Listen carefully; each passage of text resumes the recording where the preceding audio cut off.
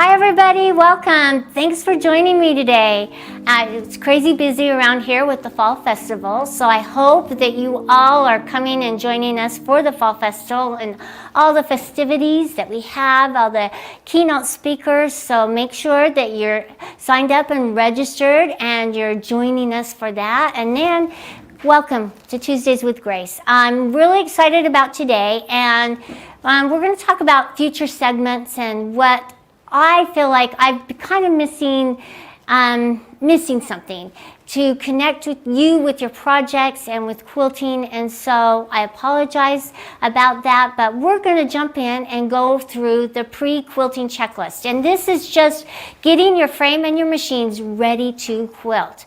Now, I've decided that there's another checklist that we need to go through, and it's preparing to your designs and what you want to quilt on your quilt. So we're going to continue this on leading into future segments and going through my quilting journey, and I'm going to show you the quilt that I'm going to do this on later on in the program. But let's jump in and get started with our pre-quilting checklist. And by the way, welcome everybody. I so appreciate you joining me today and hope that you can glean and learn and that we can share our experiences, our tips, our techniques with each other, because that's what this platform is all about, is connecting to what the tools and our passions and our giving hearts to everybody that we love and appreciate. So let's jump in and let's talk about my pre-quilting checklist. Now, it has kind of changed a little bit over time as I've really thought about what it takes to get ready to quilt a quilt, okay? And there's so many steps to preparing, because I feel like that's one of our biggest fears is, what do I quilt and how do I quilt it? Yeah, preparing our frames and our machines, one step of it, and really an important step, but it's the how-to part that we're going to jump in and we're going to dissect and learn from each other. So let's jump in and talk about number one is gather up all of our materials. I don't know if you realize how important this is to gather all your materials. Hi. We have so many cameras around here, I don't know which one to look at. So hi there. All right, so gather up all your materials. It's really important because, like I've said before, once you're in that groove and in that mood to be quilting, it takes a little bit of courage every time you go to quilt. I don't know if you have anxieties, but I do every time I quilt.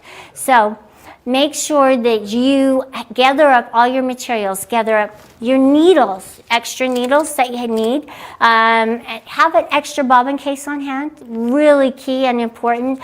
Get your tools selected and what you're going to need, your height adjustment. If you're going to tool, if you're going to change the foot, get your accessory feet that you're going to be using. So say you're going to be using the couching foot, but not throughout all the quilt. You're going to need these tools to make it flow smoother. So, you know, I always try to put them on, this is a good landing spot for some of these tools so they know where they are at, and then also your bobbins and everything. So I will put them on the bottom carriage right here so I know that they're easily accessible and I can just reach under and grab them as I'm ready.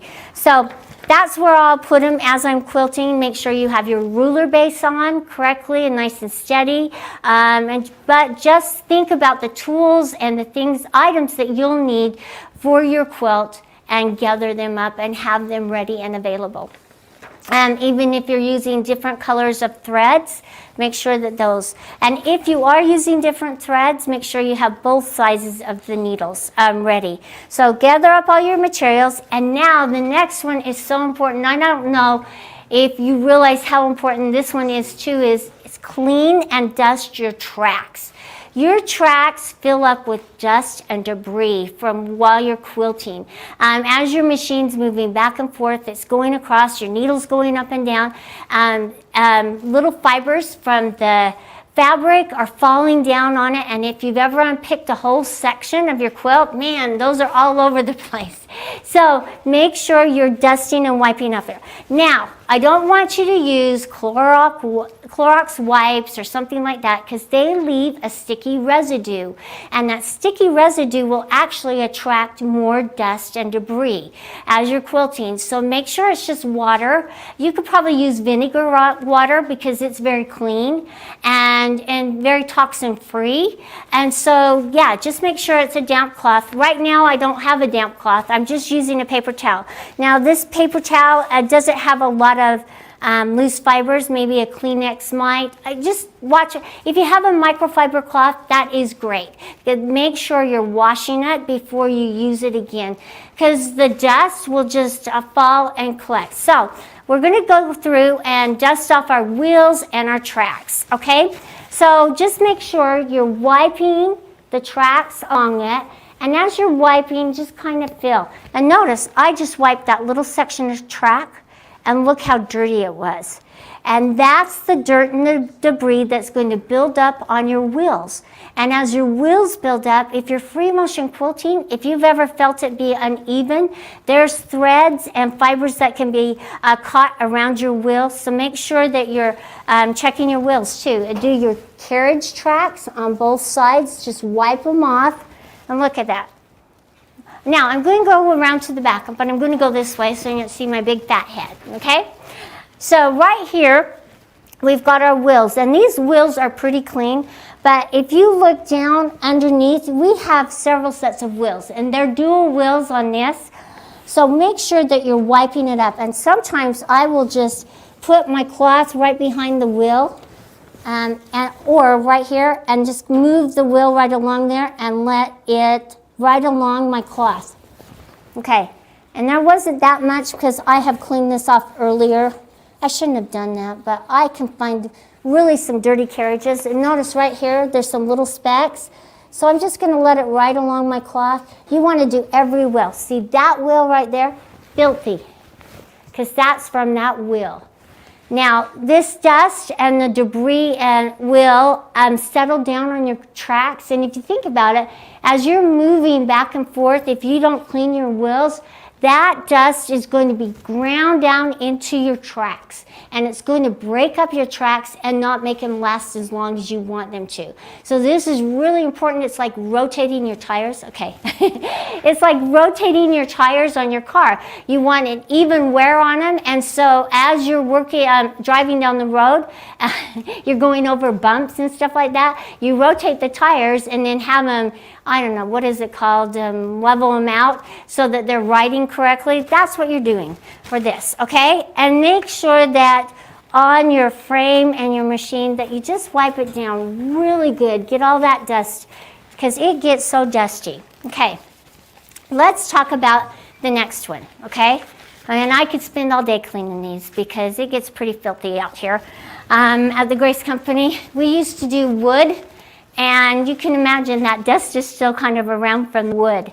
So let's go to the next one. Now that I've talked about that and how important it is checking our machine cords. Making sure that your cords are plugged in correctly. I don't know if you have little gremlins at your house, but around here, we are moving machines from one section to the other. So checking the cords out and checking to see if the machine is sewing correctly is really key. So if you're going to go back, let's start checking the cords back here. Let's make sure that it's plugged in back here and it's plugged in correctly. Make sure that your retaining wire is holding the cord, the machine power cord in. And then make sure that your encoders are plugged in correctly into the correct ports. Earlier today, I was plugging them in and I almost plugged in the encoder port into the quilt motion port. So make sure that you're plugging them into the correct ports, and also that you have the cords plugged in and mounted in correctly into the right ports for the automation and everything. So make sure you're checking your cords and everything is plugged in and that your machine turns on, and that your cords are not catching as you are moving along your tracks and along your quilt. the further distance that you go, the harder it is to make sure that you need to make sure that all the way across. Now, we like to use our frames. We like to use our frames as storage. So I have a lot of things packed underneath my frame at home. And so if you have boxes or bins of fabric like I do, make sure that they're tucked in so that as your cord is moving along its little journey down the path of the frame, that it's not catching on one of those and messes up your beautiful design. So make sure that your machine, you can pull it forward or push it back and move it side to side. Okay, so make sure that there's clearance. So I just do the little test because I forget that I use my shelf, my table as storage, or I'll put templates or something like that. It just kind of gets cluttered. I know you guys are probably more organized than I am, and kudos to you. I have a question from Barbara. She says, do you take off the faceplate and clean like you do on a domestic machine? Yes, I do. I don't do it as often, just like on my domestic machine. I probably do it 3, maybe 4 times a year. I'll clean it out really, really good. And so really key and very important. And then if you have threads caught down under there, you can pull them out. It doesn't need to happen as often as you're cleaning your wheels and everything, but it does need to happen, just like with your domestic machine. Great question, and I'm glad you asked. Any other questions? Let me know. All right, so make sure that you're checking your cords and checking the mobility of the machine, and that's very key. All right, so now let's talk about oiling the machine. Okay, the hook assembly is the most important part of the machine. If you are not oiling your hook assembly on your domestic machine, it is starving or thirsty for that oil. So make sure you oil it. Any of your machines, if you have not oiled them, man, it's time.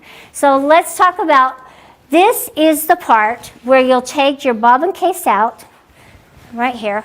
Sorry, I'm gonna reach down here. Okay, take your bobbin case out, and notice I had already sewed to test it, but I'm just gonna cut it off, okay. And notice that dust and everything, make sure you're cleaning that out as well. See that dust that's right down in there? You can see that it fills up. Notice I have a little hairball, a little dust ball right there. That's from all that wonderful quilting that we've been doing here at the Grace Company. Now, granted, if I was probably at home, I would put it in my garbage can. Make sure you have a garbage can close. Or I have a little pile right here on the corner of my quilt that I always put my loose threads so that I can gather them up. So have a little spot where you can put it, and that's where that's gonna go till I have a garbage can, because it's not fair for the vacuum to pick it up. My husband will tell you that. He hates that. So, as I've pulled it out, we wanna make sure that we're oiling our hook assembly. Now the hook is the part of the machine that's going back and forth, making those knots for your stitch. So it's working back and forth, up and down, and it's the part that you really need to oil. And so what you'll do is you'll just take your oil and just kind of oil all the way around, okay, up here, and I kind of like to put it right, a little drop right up here. And I'm not going to sew with it yet. Okay, just a drop. You don't need more than that. And then I'm going to go in the back, and I'm just going to turn my hand wheel. And notice on these hand wheels, there's a little arrow telling you the direction that needs to be turned, and it's this direction right here, and towards the right, and you're just going to move it up and down several times to work that oil in. And just keep moving it up and down, because we want to work that oil in. And I promise you, if you will oil it, it will sound like a different machine. And I do this every quilt. Every quilt, I will oil it regularly. Even my domestic machines, when I'm piecing, sometimes if it's taking me longer, I will oil it in the middle of the quilt, because you can kind of hear it kind of dries up and it needs it. Now, some of the other parts that you need to oil, you don't need to oil as often. So read your manual.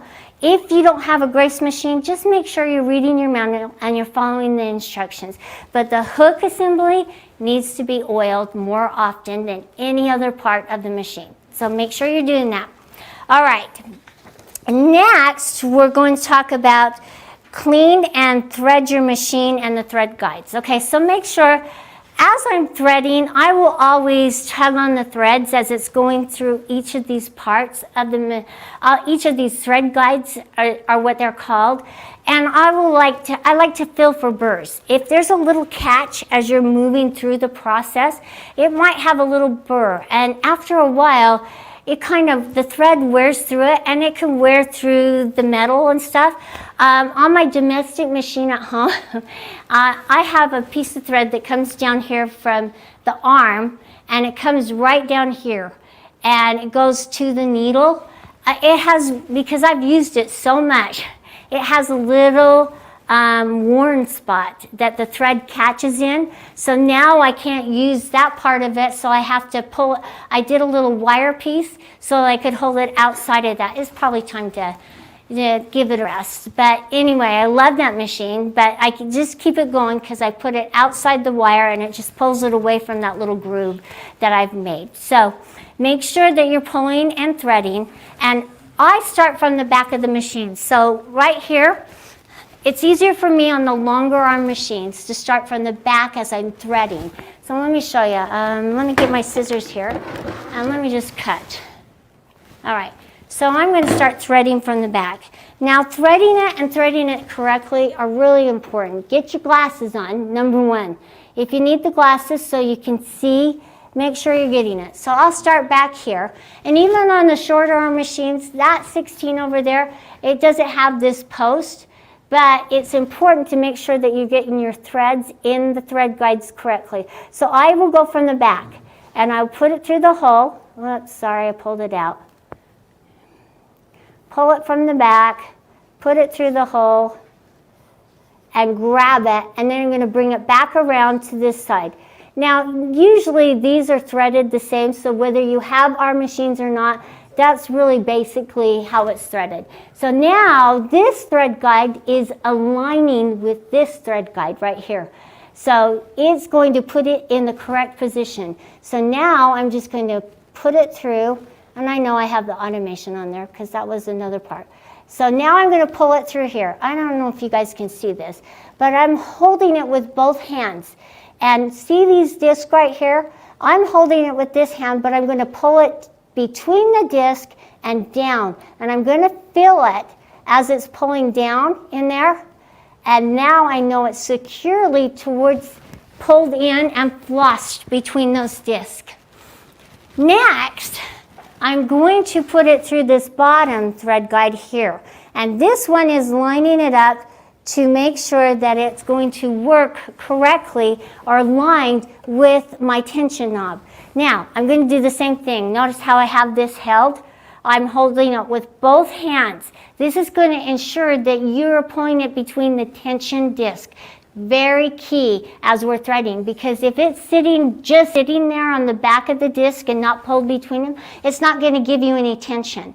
And you're going to see that you're going to have loose quilting on top and on bottom. So make sure that you're holding it like this. You're going to pull it with this finger and these fingers right here towards the back, and you're going to floss it towards you between the disc. Bring this hand up and over the spring and down below. All right, and now we're just going to go to this little arm here and thread it there.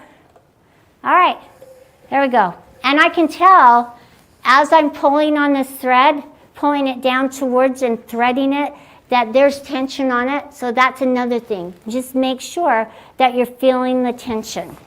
No, not in the room. I don't want there to be much tension in the room. But there needs to be a little tension on your thread. You don't need any more tension, but the thread does. And this is where I can see that there's a little oil buildup right there. And we're going to sew it off after we get it threaded. But we're going to talk about the bobbin and the needle. Now, before I thread the needle, let's talk about changing the needle and getting a new one. Oh, God, so important. As you are sewing or as you are quilting, your needle, the tip of it is wearing down. And as it wears down, it's going to poke holes into your quilt or your fabric.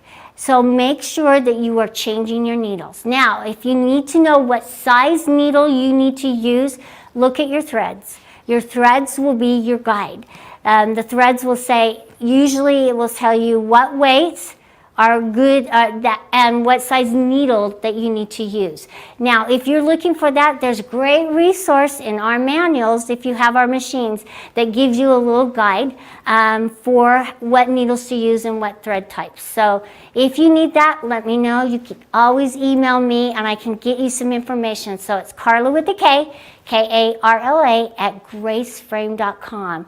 Want to hear from you, want to give you the tools that you need. All right, so now that we've gotten there, let's talk about changing our needle. And I didn't know if I was going to change the needle, but I thought, hey, I've even screwed up on changing the needle as well. So I felt like it was really important for you to see what I do to change the needle. So I always have my flathead screwdriver ready and available, because if you are quilting a quilt that has lots of seams, you're going to have to change your needle more often. So just loosen.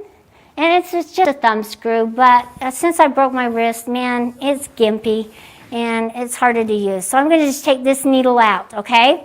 And just throw it out so you don't use it again, okay? It looks okay, but I'm sure as it's been quilting, it's losing its tip and its sharpness.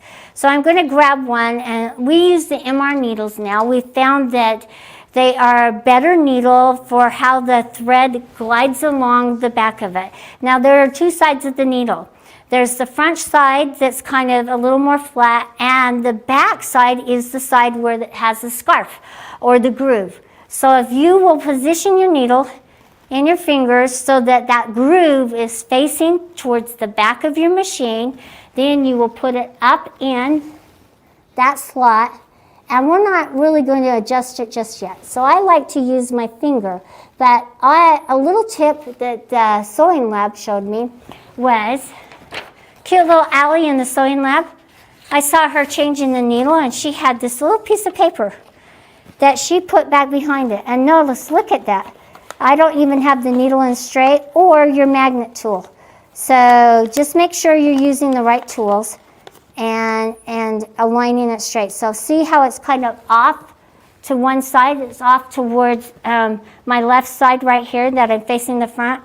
I'm just going to loosen it just a little and keep turning it.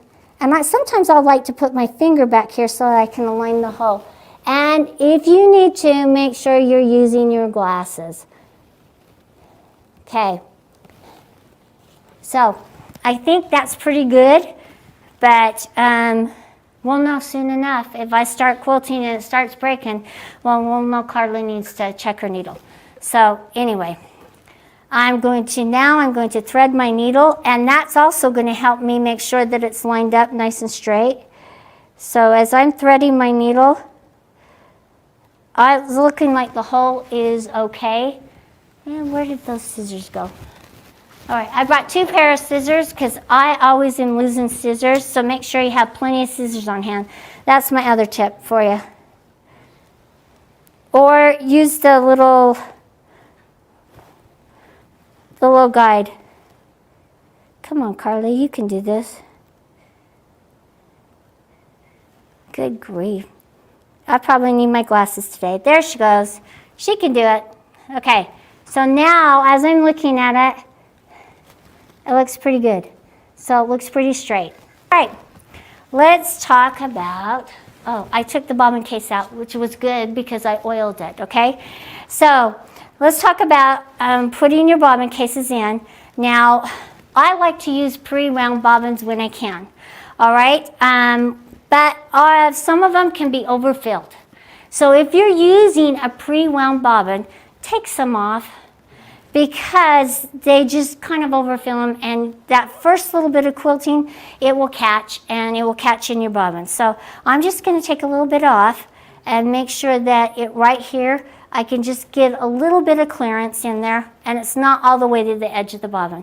As you're winding bobbins, if you're like me, I really like to wind as much as I can, but I have learned that if you overfill the bobbins, it's not good, and it will cause some bad stitches. So make sure that you just take a little bit off. I don't care who's pre-wound. This isn't just what I'm saying for ours. It's across the board. If you're using pre-wound bobbins, take a little bit off, okay? And some of you don't like pre-wounds, that's fine. Use what you like to use. But if you're winding your bobbins, don't over-wind them either. Make sure that they're winding correctly. Make sure that they're tight and that you can't get your fingernail in there. You want them nice and tight so that as it pulls off, your tension is correct. If you have a loose bobbin from winding it up, then it's going to cause tension in your sewing machine as you're quilting. So make sure that if it's really loose and you can get your fingernail down in there and it just kind of feels kind of squishy, make sure that you tighten up the disc on your bobbin winder, and that way it will give it more tension as you're winding it up, okay? Also make sure that it's winding nice and even. So it's going from the top and back down to the top, up and down. If it's not and it's filling up kind of like a tornado is the look that you'll get. It's fatter at the top and thinner at the bottom, or vice versa. Then you need to make some adjustments to your bobbin winder. Check your manual for that, and it should show you how to make those adjustments to adjust the bobbin winder so that it is winding correctly. Okay, Robin, she has a great question. How many quilts do you do before changing the needle? I do one. I even change the needle in the middle of the quilt. Okay, it's kind of subjective, okay? If you have a quilt that has lots of seams, then it's going to be harder for the needle to go down through those seams, okay? Even if you've ironed them open, you need to just change the needle. If you start to hear it ping, a little pinging, that it's having a little harder time getting through the fabric, then change your needle. Now batiks and different fabrics are more tightly woven than say a cotton that's a little looser and it has an easier time getting through the fibers. So if it's a little tighter and it has a little sheen over it, then make sure you're changing a little more often, because your needle is having to work a little extra harder to get down through the fabric. So just kind of listen and watch, and then if something in your mind says maybe it's time to change the needle, don't try and push it, change it, okay? Because every time I don't listen to that little subconscious voice inside my head, it gets me in trouble. And I don't know if it gets you in trouble as well, but it does. So listen to that little voice.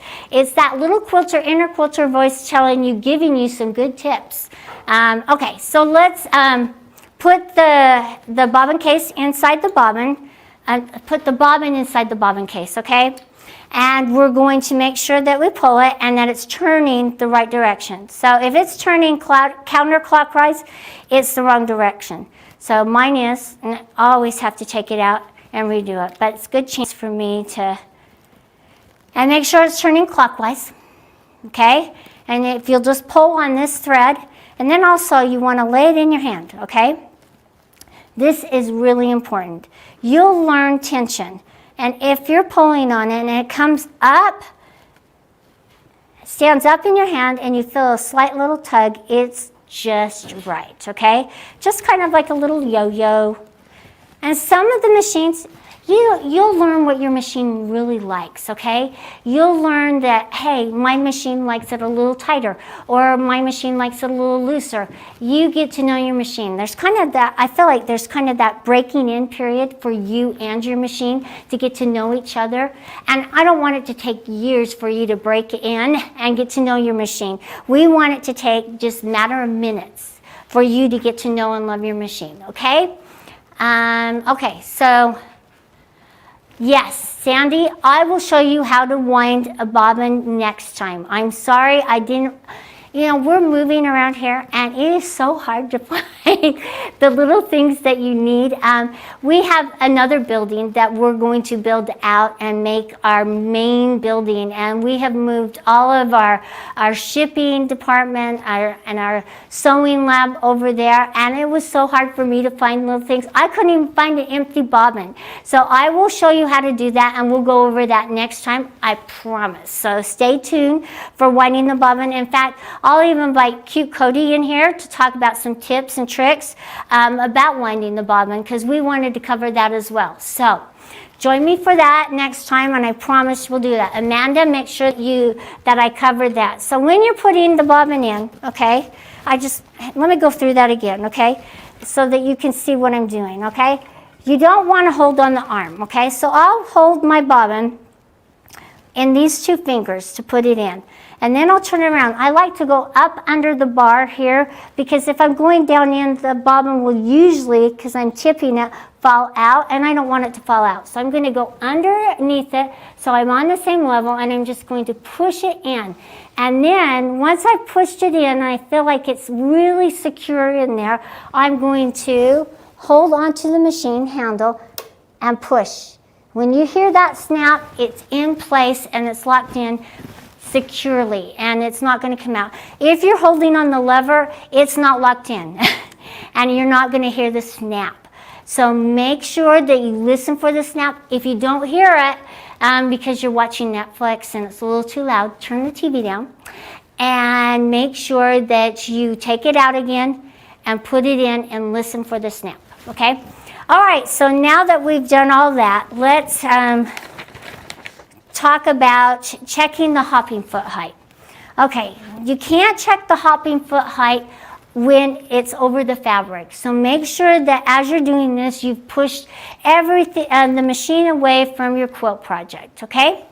And what you're going to do, I usually don't thread the needle to check the thread height, but it's threaded and now, so we're going to.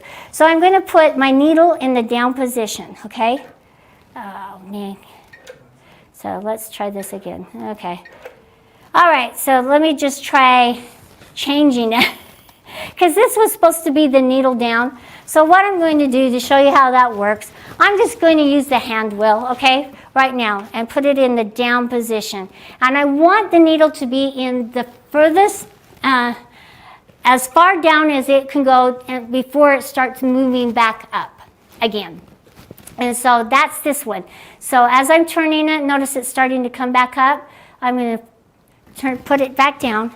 And now I'm going to take my foot height gauge and just slide it underneath the foot. And you can see, man, it's pretty tight. I'm having a hard time getting my foot height gauge. So I need to take my 3mm Allen wrench and just kind of loosen it just a tad. Okay, just a tad. Slide it under there and then tighten it back up. Okay, so now it's at the lowest position, but I have just adjusted it so that it's going to work and sew correctly. All right? And each foot will be different, so make sure that you do this.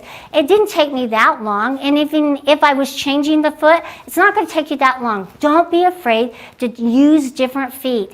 We want to enjoy the quilting experience. How boring is it to use the same regulated precise, the same pattern, the same this, the same that for every quilt? Boring, boring, boring.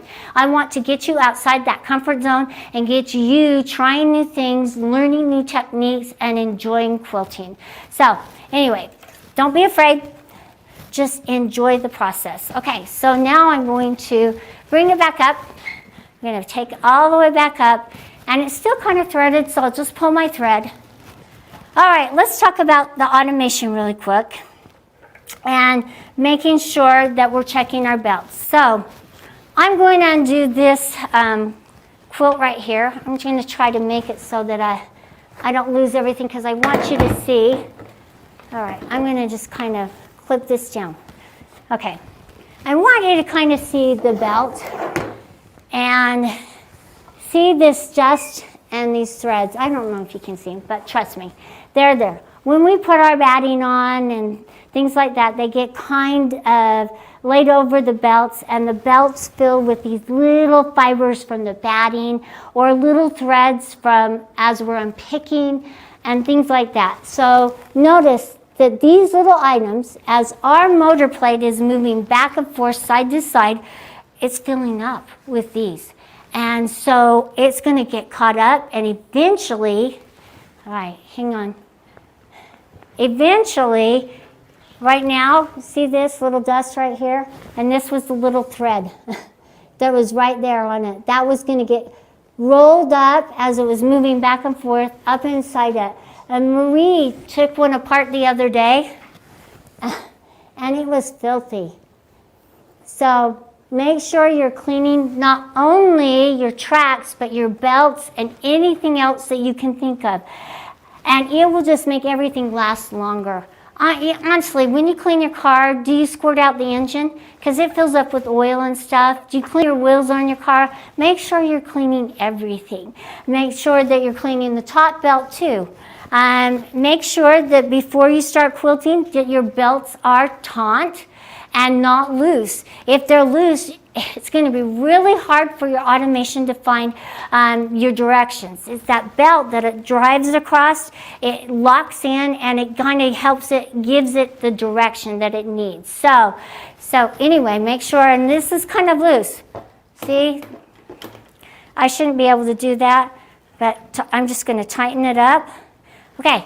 Another key thing, if you have the automation, I don't care whose automation you have, if it's riding on the belts, make sure that the belt is aligned across your quilt evenly, okay? So if my belt was angled and I had it up here and the other part down there, notice what's going to happen to my pattern or my design as I'm quilting, it's going to go up the quilt or down the quilt, wherever it's angled. So if you have a design and you're quilting an edge-to-edge pattern and it's kind of moving down on one side from the other side, then you need to look and measure your brackets and make sure that they are aligned evenly so that the belt is aligned and it's moving the motor, the motor plate in the machine across your quilt nice and straight and even, okay?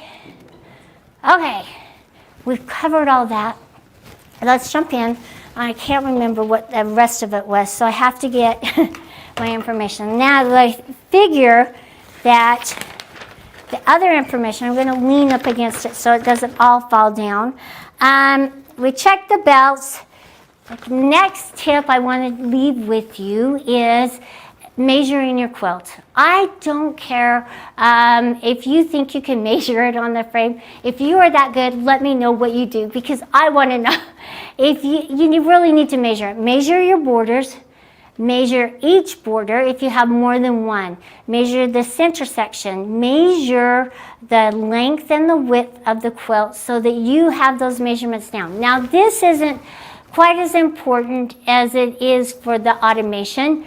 But say you were quilting a quilt and you wanted to make a design and you wanted to get your measurements correctly. Having those measurements before you turn your quilt or as you're quilting across your border or whatever so that you could break up the design as you're quilting, really key and very important. So just make sure that you're measuring your quilt and writing them all down. And I'm going to have a little template for you. I decided that's one of those key things that I can present to you next week and to put measurements on so that you can print these off and apply those measurements and have them right in front of you.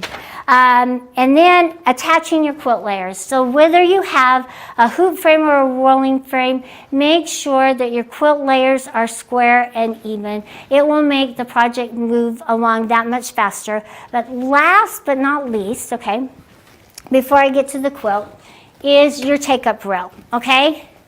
Make sure that as you're adjusting your take-up rail, that it's just at least a finger width up underneath. If I had my quilt on, it would probably be just about right. So if you have a quilt and you're quilting on it in your free motion or even the automation, and there's a lot of bounce on that quilt, 10 to 1, that your take-up rail is too high up off of the plate of the sewing machine.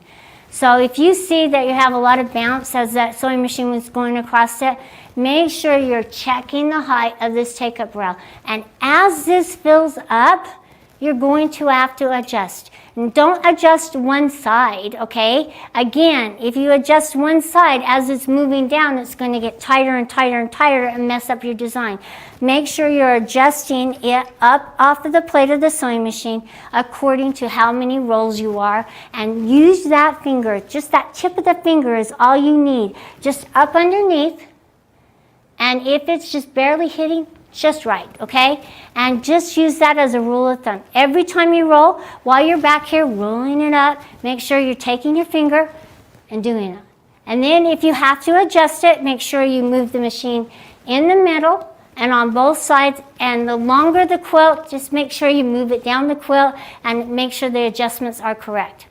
Okay, those are my quilting tips. I figure the next step is just as important as these steps that I've shown you today. And that is, what do I quilt on my quilt and how do I quilt it? And so we're going to get into that, and you're going to join me on my journey. Let me show you the cute little quilt that we're going to do. And I will have the pattern ready for you. So if you want to join me, you don't have a project and you're looking for one, this is a fun, easy little project to use. And it's the 16, I always make a quilt for each new machine that we introduce. And this is the 16. So see that fun little quilt? And there's different variations of it that I have. So you don't have to use this variation. You can use one of the others or come up with your own. But I will have the pattern ready for you, and I will show you next time real quickly, because I'm not going to show you how to piece it all. I'm just going to show you my little tips for sewing curves. Because I feel like, yeah, you could learn something from me on that one, because I've done a lot of them. And then you can join me on how I'm going to quilt this and the process that I have decided what design I'm going to use, and then we're going to quilt it from beginning to end, and that's the border and everything. And I want you to enjoy quilting as much as I do, but I get a little anxious every quilt I do, and so this is going to help me as much as it's going to help you. And you guys inspire me. You send me these wonderful emails of all the things that you're working on. You just make me feel like a lazy bum. But anyway, I so appreciate it. Thank you for joining me today, and I look forward to just continuing this relationship and growing as quilters, because I feel like we have so much to offer the world right now in this confused state of mind, and that we are so needed to help heal the world. One quilt at a time. That was even, my dad was a poet, and I didn't even know I had that in me. So thanks for joining me today. I'll see you next week, and I look forward to just continuing on. So take care and goodbye.